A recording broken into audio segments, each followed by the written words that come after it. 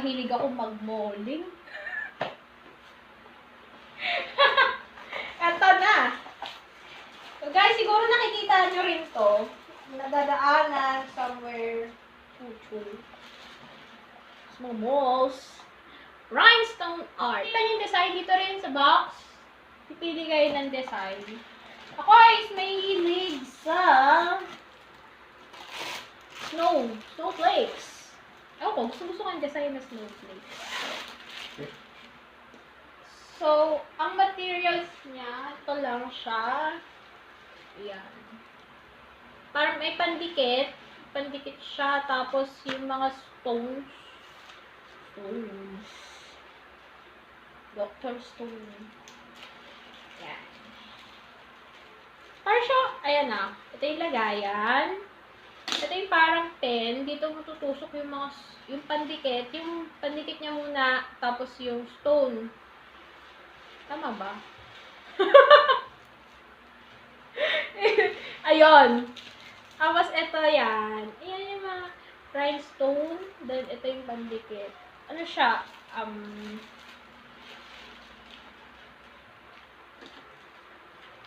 Sabi mo na.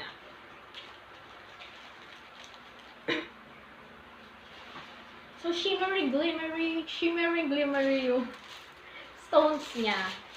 Go. Done! Ewan ko kung kita ba? Ayan o, kumikinang siya. Wow! Ayan. Yan siya. Rhinestone art. So, ito, di ko pa napapa-frame. Pati nga yung cross-stitch ko, di ko pa napapa-frame. I'm so poor, you know. So, baka naman, di ba? Baka may mag-sponsor sa akin ng frame dyan. And, baka naman, makatok ako sa inyong mga mabubuting kalooban. Sana sponsoran niyo po ako ng frame. Kasi, nagtitingin ako ng mga frame sa moon. Ako mahal. Yan. Ito ang aking rhinestone art. Para lang siyang cross-stitch. Pero, imbis na sinulid yung gamit mo, cross-stitch threads, is, ayun nga, stones yung gamit mo. Parang modern type siya ng cross-stitch yan. Hindi ka siya. Like that, kasi pareho lang sila halos ng pattern. So, last! Dun.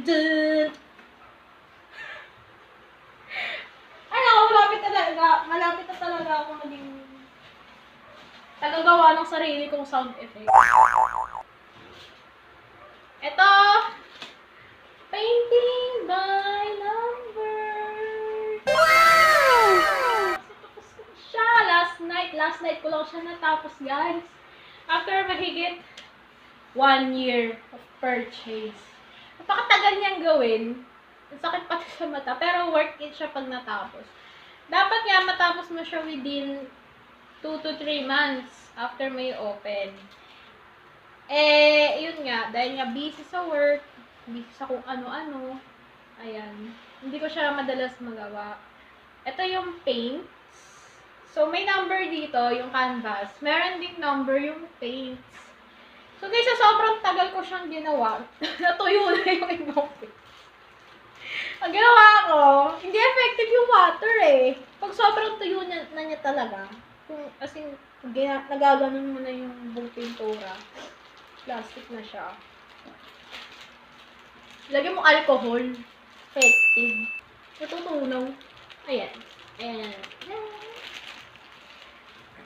So, yun. Ito nga, habang nagkakalkal ako, may nakita ako. Alam niyo ba kung saan ginagamit to? Yeah. Hindi yan chopsticks. Wait lang, kukunin ko. Few inches later.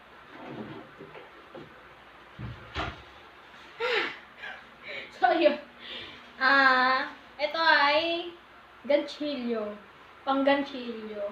So, baka mga nanay nyo dyan, yung mga lola nyo, marunong nito. Kasi ang nagturo lang sa akin nito is yung mother ko. So, thankful talaga ako sa mother ko kasi napaka-artistic niya. Tinuruan niya ako magganto. Ayan. So, elementary pa lang ako. Nagaganchilyo na ako. Yan, wallet. Yan. So, mga classmates ko dyan, no, elementary, baka natatandaan nyo tong mga to. Ang dami pang ganito dun. Hindi ko na mahanap, baka tumagal lalo yung video natin. So, yun lang. Wala na akong mahanap. Yung iba, the rest is puro drawings na lang. Eh, di naman ako masyadong magaling mag-drawing. Ayun. Hindi ko napapakita sa inyo yung mga drawing ko, nakakahiya. May mga paborito ko lang yung drawing is Pokemon. Mga anime, ganun. So, next kong bibilhin is yung DIY miniatures. Yung coffee shop. Yun yung design na gusto ko. Meron siya sa Mega Mall. And online, pwede rin. Pero, iyon. Sana mabili ko siya. Mahal lang kasi. Saka di ko alam kung magkakaroon ulit ako ng time. So, yun. Dahil sa ECQ, natapos ko na rin tong painting na to. Salamat naman. Kung hindi siguro nagkaroon ng ECQ, baka next year ko pa yun natapos. Meanwhile. So, eto. Eto pa, isa pa. Kinuha ko sa sampayan. Sampayan. Nakahanger pa, diba? Yan. Pagpag ko nga. Nagti-t-shirt printing din ako. Pag natripan lang.